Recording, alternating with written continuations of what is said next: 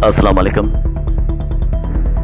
तानसिरा STV news ताज़ा trend bulletin में वली मोहम्मद चारो हाजिर हैं। रिपोर्ट शामिल करी जाती खां निसार अहमद समेत जी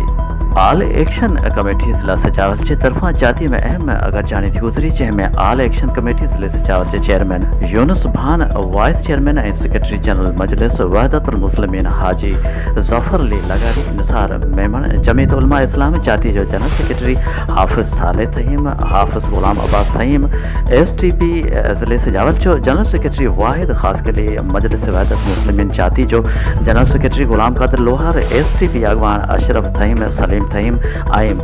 मौजूद शहरी सियासी समाजी कारकुन ने वरी अंग में शिरकत कई। इजलास में ज़िले सजाल में इंसानी मसलन ज़िले सजाल में कूड़न जो मिसालन के रद्द करे, ज़िले में रेवेन्यू डिपार्टमेंट पर रखियल कूड़न खातन के रद्द करे, हकदारन के हक दिना वजन, अस्पताल में सेहत जो सहूलतन की खोट, तैलीम की तबाही, बंद पियल स्कूल के खोलन, DC सजावल के हटाए उन जी जाइ ते